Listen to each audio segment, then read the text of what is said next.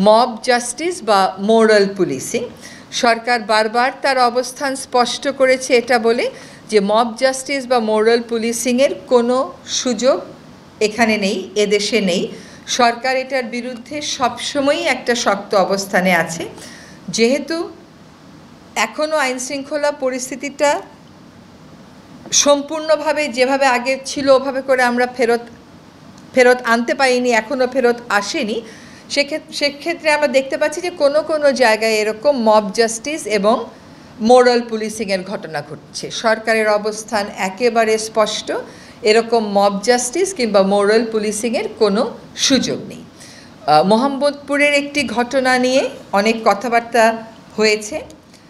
এটার ব্যাপারে আজকে আমরা জেনেছি যে আসলে উভয় পক্ষই পুলিশের সামনে একটি আপোসনামা স্বাক্ষর করেছে এবং যেহেতু দুই পক্ষই আপোসনামায় স্বাক্ষর করেছে, কাজেই সেক্ষেত্রে ওইটাকেই আমাদের চূড়ান্ত বলে বিবেচনা করতে হচ্ছে।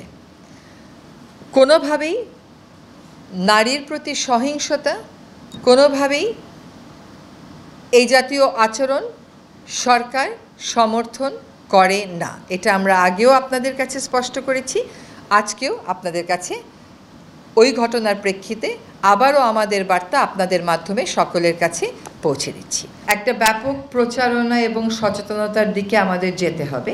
আসলে দলীয় সরকারের সময়ও মব জাস্টিসের ঘটনাটা ঘটে এবং মোরাল পুলিশিংয়ের ঘটনাটা ঘটে। এগুলো নিয়ে প্রচুর আর্টিকেল আপনারাও লিখেছেন, খবরও আপনারা ছাপিয়েছেন।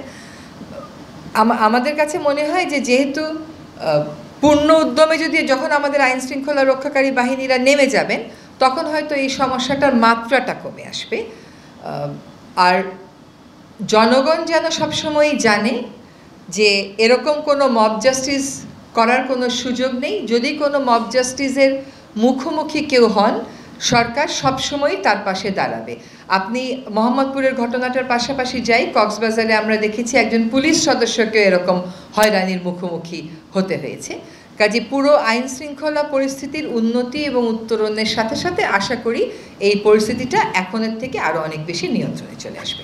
আইন শৃঙ্খলার কাঙ্ক্ষিত মাত্রায় উন্নতি বা জনগণ যেমন একেবারেই বা আমরা সকলেই যেমন একেবারেই খুব শান্তি শৃঙ্খলার পরিস্থিতি চাই, সেরকম শান্তি শৃঙ্খলার দিকে উত্তরণে আমাদের আরেকটু সময় লেগে যাচ্ছে। সরকার চাঁদাবাজি রোধে অবস্থান নিবে, পদক্ষেপ নিবে এবং নিচ্ছে। সরকার কোন দল চাঁদাবাজি করলো, কোন ব্যক্তি চাঁদাবাজি করলো, এটা তো সরকার দেখবে না।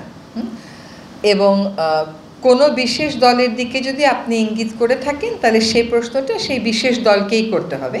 সরকারের অবস্থান হচ্ছে চাঁদাবাজি বলেন বা অন্য যে কোনো অপরাধী বলেন, সরকার সেগুলোর বিরুদ্ধে যথাযথ ব্যবস্থা গ্রহণ করছে যখনই সেটা সরকারের দৃষ্টিতে আসছে। রাজনৈতিক দলগুলোর বক্তব্য তার নিজের বক্তব্য, এখানে আমাদের হ্যাঁ বা না বলার তো কিছু নেই, বা এটা আমাদের কন্ট্রোল করারও কোনো সুযোগ নেই, কোনো ইচ্ছাও নেই।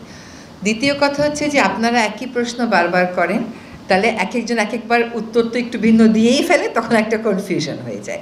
আমি আবারও বলছি, আমাদের মাননীয় প্রধান উপদেষ্টা মহোদয় যেটা বলেছেন, ডিসেম্বর থেকে জুনের মধ্যেই নির্বাচনটা হবে। এখন ডিসেম্বর থেকে জুন যখন উনি বলেন, উনি তো ডিসেম্বর বাদ দেন না, ডিসেম্বর নিয়েই বলেন।